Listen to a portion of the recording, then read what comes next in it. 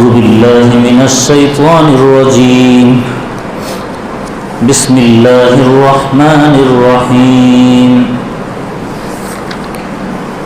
واتل ما أوحي إليك من كتاب ربك لا مبدل لكلماته ولن تجد من دونه ملتحدا واصبر نفسك مع الذين يدعون ربهم بالغداة والعشي يريدون وجهه ولا تعد عيناك عنهم تريد زينة الحياة الدنيا ولا تطع من أغفلنا قلبه عن ذكرنا واتبع هواه وكان أمره فرطا وقل الحق من ربكم فمن شاء فليؤمن ومن شاء فليكفر إنا أعتدنا للظالمين نارا أحاط بهم سرادقها وإن يستغيثوا يغاثوا بماء كالمهل يشوي الوجوه بئس الشراب وساءت مرتفقا.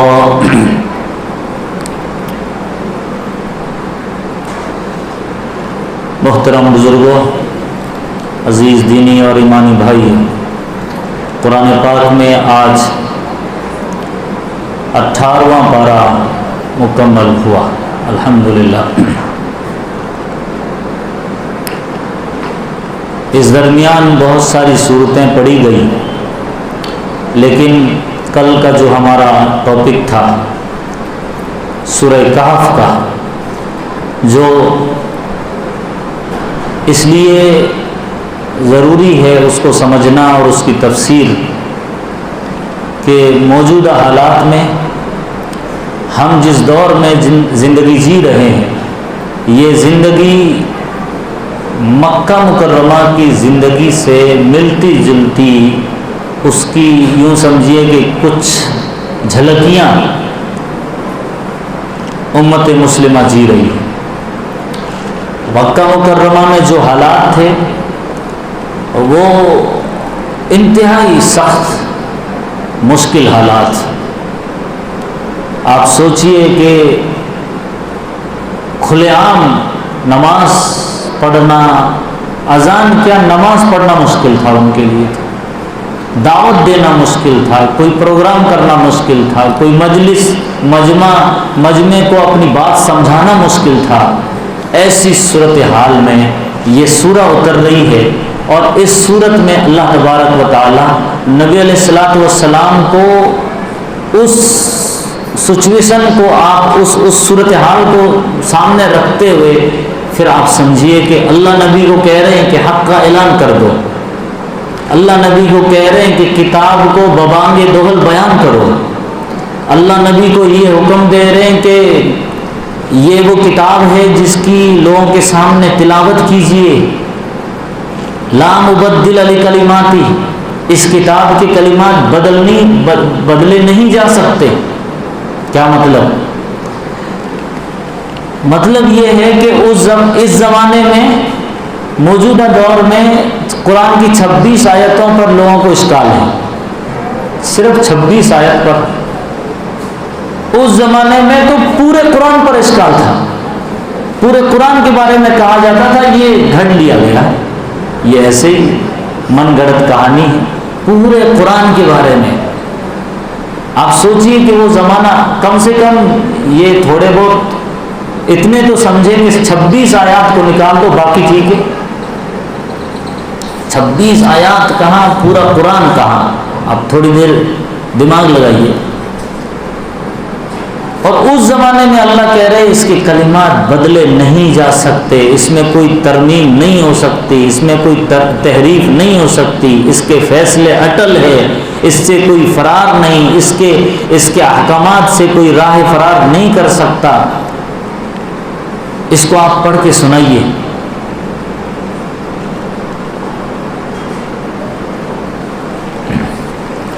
تو پہلی بات یہاں یہ بیان کی گئی، پیچھے اللہ تبارک و تعالیٰ نے کچھ تمہید باندھی، اور اس کے بعد غار والے، کہف والے، وہ نوجوان 7 کون تھے جن کے ساتھ ایک کتا تھا، پہاڑوں میں جا کر سو گئے، ان کا واقعہ نقل کیا۔ اور نقل کرنے کے بعد اللہ تبارک و تعالیٰ نے اب اور نصیحتیں شروع کر دی. ان نصیحتوں میں پہلی نصیحت کتاب کے تعلق سے. دوسری نصیحت ہے اللہ کے نبی کو یہ حکم کیا جا رہا ہے وَاصْبِرْ نَفْسَكَ مَعَ الَّذِينَ يَدْعُونَ رَبَّهُمْ بِالْغَدَاةِ وَالْعَشِيِّ يُرِيدُونَ وَجْهَهُ. اے نبی اپنے آپ کو جمائے رکھیے ان کے ساتھ جو اپنے رب کو پکارتے ہیں صبح و شام، جن کا مقصد صرف اللہ کی رضا مندی ہے. آپ اپنی نظریں ان سے نہ ہٹائیے. اگر آپ نظریں پھیر لیں گے تو پھر آپ تو دنیا کے طلبگار بن جائیں گے. اور اے نبی ان کی باتوں میں مت آنا، ان کے مشوروں میں مت آنا، ان کی باتوں سے متاثر مت ہونا جن کے دلوں کو ہم نے اللہ کی یاد سے، اپنی یاد سے غافل کر دیا. پھر آگے تیسری بات کہہ رہے ہیں وَقُلِ الْحَقُّ مِن رَبِّكُمْ، کہہ دو کہ حق اپنے رب کی طرف سے آ چکا ہے، یہی حق ہے. فَمَنْ شَاءَ فَلْيُؤْمِنْ، جو چاہے گا مانے گا، جو نہیں چاہے گا نہیں مانے گا. جو چاہے گا مانے گا، جو چاہے گا ایمان قبول کرے گا، جو چاہے گا کفر کرے گا. جو کوئی نہیں مانے گا پھر بھی ہٹ درمی دکھائے گا تو اللہ فرما رہے ہیں ایسے لوگوں کے لیے، ایسے ظالموں کے لیے، ایسے ہٹ دھرموں کے لیے، ایسے ضدی لوگوں کے لیے، ایسے حد سے گزرنے والے لوگوں کے لیے ہم نے ایک جہنم تیار کر کے رکھی ہے جس کی قناتیں انہیں گھیر لے گی. وہ آگ انہیں گھیر لے گی اور وہ جب آگ میں ڈالے جائیں گے تو پانی پانی پانی پانی چلائیں گے. جب ان کو پانی کی پیاس لگے گی تو ایسا پانی انہیں پیش کیا جائے گا جو وہ قریب کریں گے تو ان کے چہروں کو بھون ڈالے گا.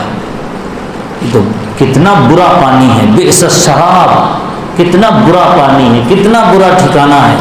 ہاں جو کتاب کو مانیں گے، جو کتاب پر عمل کریں گے، جو کتاب کو اپنے سینے سے لگا لیں گے، جو کتاب سے محبت کریں گے، جو لوگ اسی کتاب کے مطابق اپنے فیصلے کریں گے تو پھر ایسے لوگوں کے لیے اللہ نے بہت بہترین اجر اپنے پاس رکھا. پھر ان کے لیے ایسی جنتیں ہیں کہ جس جنت کے نیچے سے نہریں جاری ہوں گی. پھر انہیں جنت میں ایسے کنگن پہنائے جائیں گے سونے کے، اور ایسے لباس پہنے جائیں گے، باریک ریشم کے موٹے کپڑے. پھر یہ ان کا آؤ بھگت ایسا ہوگا کہ وہ اپنی جنت میں ٹیک لگا کر تکیوں اور مسندوں پر بیٹھے ہوں گے. نعم الثواب، کتنا بہترین نظر ہے. تو جو نہیں مانے ان کو کیا ملا، جو مان گئے ان کو کیا ملا. دونوں کا نقشہ اللہ تبارک و تعالیٰ نے کھینچا. اور جو لوگ نہیں مانتے ہیں، جو لوگ ہٹ درم بنتے ہیں، جو لوگ دنیا میں مست ہو کر کے مگن رہ کر کے زندگی جیتے ہیں، اللہ تبارک و تعالیٰ نے ان کو سمجھانے کے لیے بیچ میں اب ایک واقعہ نقل کیا. دو دوستوں کی کہانی نقل کی، سچی کہانی، حق کہانی، کوئی اس میں جھوٹ کی ملاوٹ نہیں. دنیا میں نیوز پیپر آپ جب صبح اٹھاتے ہیں تو اس میں 20 طرح کے واقعات رہتے ہیں. کوئی ہنگامہ ہو گیا، کوئی آگ لگ گئی، کوئی ایکسیڈنٹ ہو گیا، چوری ہو گئی، کسی کا قتل ہو گیا، کسی کا یہ ہو گیا. دنیا بھر کی کہانیاں رہتی ہیں. ان کہانیوں میں 1-2 کہانی سچی ہوتی ہے، 10%. اللہ تبارک و تعالیٰ کے یہاں جب سے یہ دنیا بنی ہے تب سے لے کر جب یہ قرآن اتر رہا ہے تب تک کتنی کہانیاں آئی ہوگی، کتنے واقعات ہوئے ہوں گے. ان واقعات میں سے اللہ نے چند واقعات کو چنا اور اس کو قرآن کا حصہ بنا دیا. اب آپ سوچئے کہ یہ کتنا پیارا قصہ ہے، یا یہ کتنا بڑا عبرت انگیز یا ایک دم نصیحت آمیز یہ واقعہ ہے کہ اللہ تبارک و تعالیٰ نے اس کو قرآن کا حصہ بنایا. اور یہ 2 دوستوں کی کہانی ہے. ایک بیچارہ غریب تھا اور ایک سیٹھ صاحب تھے. ایک امیر تھے، ایک ارب پتی کھرب پتی تھا، اور ایک غریب تھا. دونوں دوست تھے. اب اس زمانے کی صورتحال کہ نبی جب آتے تھے اور نبی کی مجلس میں جب کفار آتے تھے باتیں سننے کے لیے تو کیا بولتے تھے کہ یہ بلال کو ہٹا لو، یہ عمار کو ہٹاؤ، یہ یاسر کو ہٹاؤ، یہ جو آپ کے پاس ابو ہریرہ کو ہٹاؤ، فلاں کو ہٹاؤ۔ جو غریب، زیادہ تر نبی کے فالوورز جو لوگ تھے وہ غریب تھے، کمزور تھے۔ ہاں، اور ہمیشہ یہ اللہ کا ایک دستور ہے، عجب قانون ہے کہ حق کی بات ماننے والے کمزور اور غریب لوگ رہتے ہیں، اور ہمیشہ بڑے لوگ، امیر لوگ، مالدار لوگ حق سے دور رہتے ہیں۔ یہ ایک ہسٹری رہی ہے۔ ہاں، ان میں سے کچھ ایسے امیر بھی رہتے ہیں جن کے سینوں کو اللہ کھول دیتا ہے ہدایت کے لیے، تو وہ لوگ پھر صفِ اول میں کھڑے رہتے ہیں، نبی کا، اپنے وقت کے پیغمبر کا سپورٹ بھی کرتے ہیں، حق والوں کا سپورٹ بھی کرتے ہیں۔ ان میں سے ابو بکر صدیق ہے، بہت بڑے مالدار، عثمان غنی رضی اللہ تعالیٰ عنہ بہت بڑے مالدار، دنیا میں کسی آدمی کے پیچھے رچ کا لقب نہیں لگا، سرنیم نہیں لگا، حضرت عثمان کے پیچھے عثمان غنی، غنی کہتے ہیں مالدار کو، سرنیم لگ گیا، اتنے بڑے مالدار۔ ان کو جلدی حضرت عمر بن خطاب، ایک دم تیز دماغ کے آدمی، دیر سویر حق کو قبول کیا۔ یہ بھی بڑے آدمی تھے، ان کے چہرے پر مکھی بیٹھ جائے تو تل ملا اٹھ جاتے تھے، اتنے تیز۔ کوئی ناگوار چیز سامنے آ جائے تو ان کو بالکل پسند ہی نہیں ہوتا تھا، فوراً غصے میں آ جاتے تھے۔ حضرت حمزہ ان کے چچا، بہت بڑے شیروں کے شکاری، بڑے بہادر، بڑے آدمی۔ تو ایسے چند لوگ آپ کے فالوورز رہے ہیں، لیکن زیادہ تعداد غریبوں کی تھی۔ اب ایک طرف امیر ہے، ایک طرف غریب ہیں، لیکن نبی کریم صلی اللہ علیہ وسلم نے ان کو ایسا جوڑا محبت میں کہ ایسے بھائی بھائی بن گئے کہ تاریخ میں ایسی دوستی کے واقعات پھر ملتے نہیں، کبھی کہیں نظر نہیں آتے۔ آپ دیکھتے ہوں گے کہ ہمارے جو دوست لوگ رہتے ہیں عام طور پہ غریب دوست رہتا ہے، غریب اور امیر دوست بہت کم رہتا ہے، رہے بھی تو پھر وہ اتنی اہمیت نہیں دیتا امیر آدمی غریب کو۔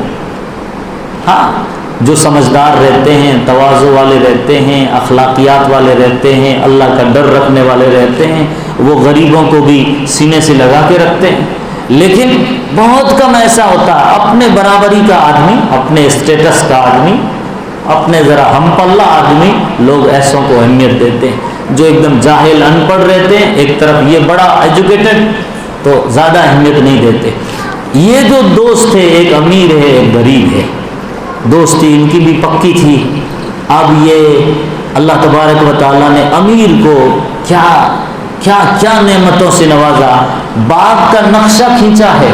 ان کی جو زمین تھی، ان کا جو باغیچہ تھا، کئی ایکڑوں میں، کئی بیگھوں میں ان کا جو باغ تھا، اس کا اللہ نے نقشہ کیا زبردست کھینچا ہے کہ 2 باغ تھے، 2 باغ کہے کے تھے انگور کے بیلوں کے، انگور ہی انگور۔ اس زمانے میں یہ انگور کی مثال دی جا رہی ہے کیونکہ لوگ انگور کی مثال جلدی سمجھ لیتے تھے، ان کے یہاں یہ شاید نزدیک میں زیادہ ہوتا ہوگا، یمن اور مصر وغیرہ میں، اس لیے انگور کی مثال دی۔ دوسری وَحَفَفْنَاهُمَا بِنَخْلٍ، کھجوروں سے کنارے کی پٹی گھری ہوئی تھی، یعنی سائڈ کھجور کے درخت، اور اس کھجور کے درختوں کے پاس سے انگور کی بیلیں اللہ نے ایسا نہ، اور بیچ میں جو زمین تھی، اللہ فرما رہے ہیں کہ اس بیچ کے زمین میں کھیتی تھی، پیڑوں کی، پودوں کی، اور اللہ فرما رہے ہیں کہ اس بیچ کے درمیان نہر بھی تھی، یعنی بیچوں بیچ نہر، اور 2 طرف وہ ان کا باغ سجا ہوا۔ کیا شاندار منظر ہے۔ اب یہ جو دوست ہے جس کو بہت کچھ دیا تھا، اس کا ایک قول نقل کیا اللہ تبارک و تعالیٰ نے۔ عام طور پر جیسے انسان بہت بہت ترقی کر لیتا ہے تو کبھی کبھی اپنے آپے سے باہر آ کر ایسے بول دیتا ہے جو خدا کو نہیں پسند ہوتا ہے۔ دنیا میں ہم اپنے آنکھوں سے بھی مثالیں سنتے ہیں، دیکھتے ہیں، اس نے بھی وہی کیا۔ کیا ہے وہ بول جو اس نے بڑا بول بولا؟ وہ یہ تھا، انا اکثر منک مالا واعز نفرا۔ یہ اس کا جو بول تھا اللہ میاں کو ناگوار لگا، اللہ کو پسند نہیں آیا۔ کیا کہنے لگا؟ انا اکثر منک، میں تم سے ہر اعتبار سے بڑا ہوا، مال کے اعتبار سے بھی، نوکر چاکر کے اعتبار سے بھی۔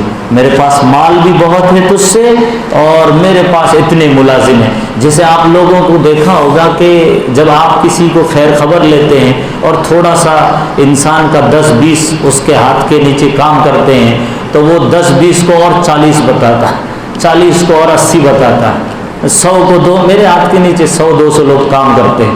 تو یہ بھی ایسے ہی کہنے لگا، انا اکثر منک مالا واعز نفرا، میرے پاس مال بھی اتنا جتنا تیرے پاس نہیں، اور میرے پاس نفر کہتے ہیں نوکر چاکر کو، وہ بھی بہت ہے، ہر اعتبار سے میں عزت دار تیرے سے بڑا ہوا ہوں۔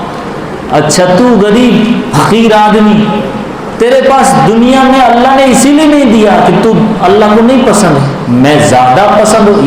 یہ شیطان پٹی پڑھاتا ہے، دنیا میں اللہ نے دیا ہے، اتنا دیا، اگر تو اللہ کا محبوب ہے تبھی تو دیا، اللہ کا محبوب ہے تبھی تو دیا، اور جب تو مر کے اللہ کے یہاں چلا جائے گا تو وہاں اور زیادہ دے گا۔ جس خدا نے دنیا میں دیا تجھے تو وہ تو اور تیری عزت قیامت میں کرے گا۔ یہ شیطان پٹی پڑھاتا ہے۔ اس نے بھی وہی کہا، دنیا میں مجھے یہ جو کچھ دیا ہے اس سے دگنا اللہ دے گا، تو فقیر ہے، تجھے نہیں دیا، آخرت میں بھی تجھے کچھ نہیں ملنے والا۔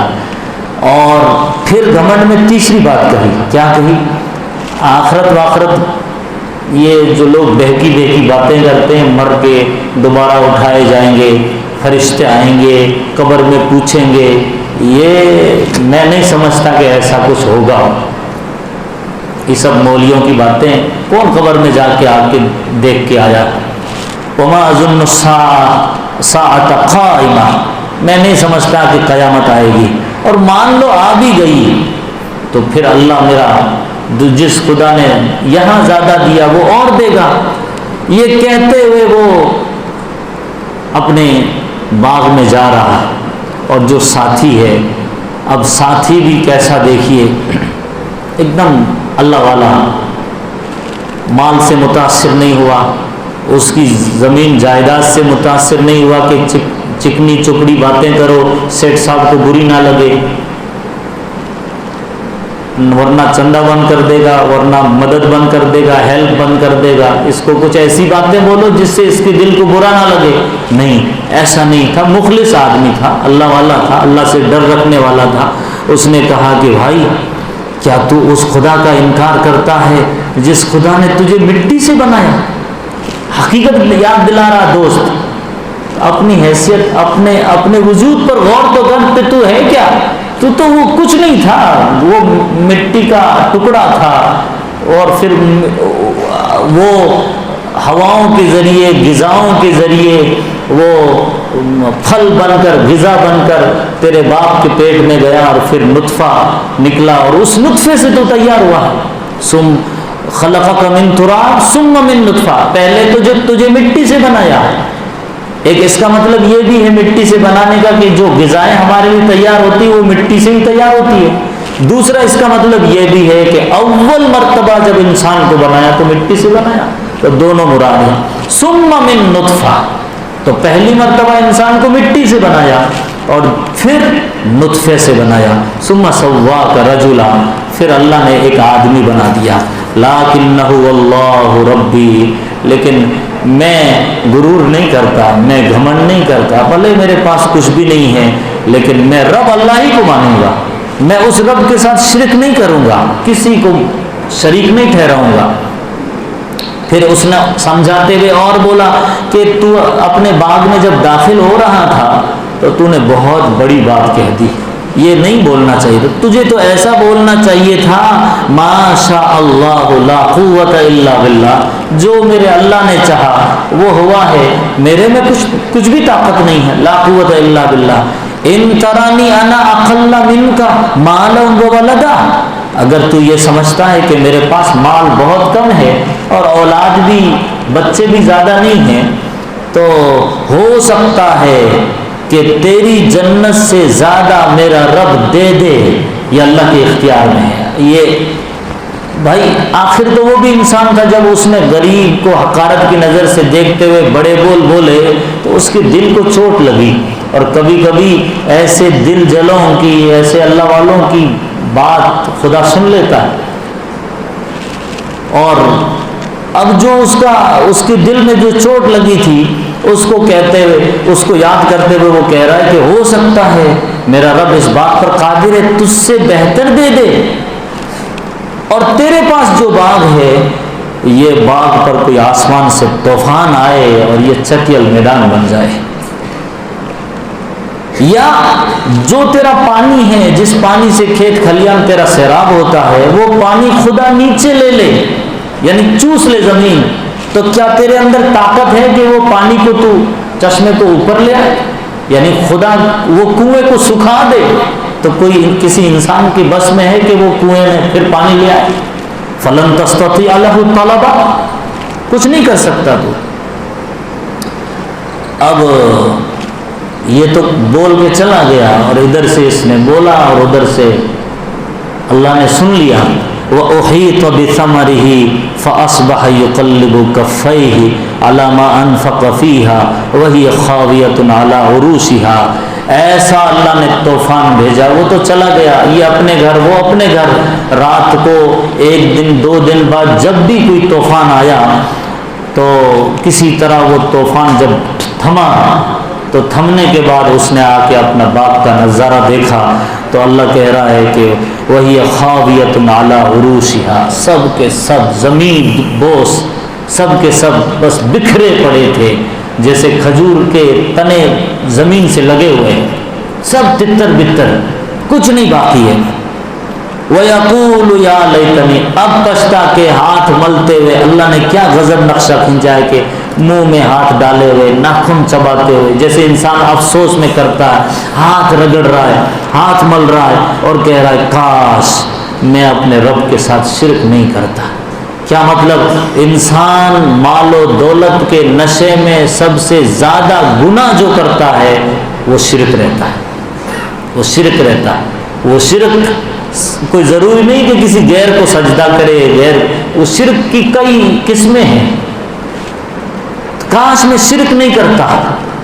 وَلَمْ تَكُنْ لَهُ فِئَةٌ يَنْصُرُونَهُ مِنْ دُونِ اللَّهِ وَمَا كَانَ مُنْتَصِرًا. اور اب جو پہلے جتنے نوکر چاکر تھے کوئی نہیں ہے، سب ختم، برباد. اب کوئی اس کی مدد کو بھی نہیں آ رہا. جو لوگ اس مالدار کی، اس سیٹھ کی چائے پر، اس کے ہوٹل بازی پر، اس کی گپ شپ میں، اس کی میز پر، دسترخوان پر روزانہ ساتھ میں اٹھتے بیٹھتے تھے، اس کے پیسوں سے مزے اڑاتے تھے، اب سارے دوست احباب غائب ہیں. مصیبت میں کوئی ساتھ میں نہیں ہے، کوئی مدد کرنے والا اس کا نہیں. ہنالک الولایۃ للہ الحق، یہ سب کچھ جو کچھ ہے اللہ ہی کا ہے. انسان نے وقتی، عارضی، اللہ کی جو بھی یہ نعمت ہے اس کی قدر کرے اور اس کو اپنا ہمیشہ ہمیش کی جاگیر سمجھ کر اس کے گھمنڈ میں نہ آئے. جس کو نہیں دیا ہے اللہ وہ صبر کرے، جس کو دیا ہے وہ شکر کرے. اس پوری صورت کا اللہ نے انسان کے اوپر چند حالات آتے ہیں، اس میں اللہ آزماتا ہے. مصیبت آئی، کچھ نہیں دیا تو صبر کرنا ہے، اس کی مثال دی. کچھ دیا، بہت دیا تو شکر کرنا ہے، اس کی مثال دی. کبھی ایسا موقع آیا کہ ظالم بادشاہ کے ڈر سے ایمان کا مسئلہ آ گیا تو اللہ نے ایمان اور کفر دونوں میں سے کس کو چننا ہے، ایمان اور شرک دونوں میں سے کس کو چننا ہے، اس کا اگزامپل کی اللہ نے اس صورت میں مثال دی. حضرت موسیٰ اور خضر کا واقعہ، علم بہت، تو کیا اس علم کی بدولت تیرے اندر کہیں گھمنڈ تو نہیں آیا ہے؟ تو اس تکبر کا امتحان ہو رہا حضرت موسیٰ کا. پھر آگے جو حضرت ذوالقرنین کا واقعہ، تو وہاں پر ان کی بہت دیا اللہ نے حکومت کا اقتدار کا مالک بنایا، تو اب اس میں وہ کیا کرتے ہیں، اس کے نشے میں وہ آپے سے باہر آ کر مخلوق کی صحیح خدمت کرتے ہیں یا اس کا بے جا فائدہ اٹھاتے ہیں۔ تو اس طرح اللہ تبارک و تعالیٰ نے نارمل زندگی میں انسانوں پر جو حالات آتے ہیں، ہر حالات کی مثالیں دے دے کر سمجھایا۔ یہ ایک واقعہ بھی انہی میں سے ہیں۔ تو انسان کے پاس جب بھی اس طرح کی نعمتیں ہوں تو انسان نے گھمنڈ نہیں کرنا چاہیے، وہ نعمت علم کی ہو، وہ نعمت مال و دولت کی ہو، یا وہ نعمت حکومت اور اقتدار کی ہو۔ جیسے کسی نے کہا ہے نا کہ انگریزی میں بھی بہت ساری کہاوتیں ہیں، لیکن مجھے وہ یاد آ رہا، راحت اندوری لاک ڈاؤن میں وہ بیچارہ چلا گیا، وہ کہا کرتا تھا کہ جو آج صاحب مسند ہے کل نہیں ہوں گے، کرایہ دار ہے ذاتی مکان تھوڑی ہے۔ تو یہ حکومت کی مثال دی اس نے، جو آج صاحب مسند ہے کل نہیں ہوں گے، کرایہ دار ہے ذاتی مکان تھوڑے ہیں۔ اور جو لوگ ظلم کرتے ہیں حکومت کے پاور کے اقتدار کے نشے میں آ کر، تو ان کی مثالیں بھی اس پر بھی شعر بولا تھا کہ لگے گی آگ تو آئیں گے کئی گھر زد میں، لگے گی آگ تو آئیں گے کئی گھر زد میں، یہاں پہ صرف ہمارا مکان تھوڑی ہے، اسی نے کہا تھا۔ تو یہ اللہ تبارک و تعالیٰ سمجھا رہا ہے مثالیں دے دے کر۔ اللہ سے دعا فرمائیں اللہ تبارک و تعالیٰ ہم تمام کو قرآن پاک سمجھ کر پڑھنے کی توفیق عطا فرمائیں۔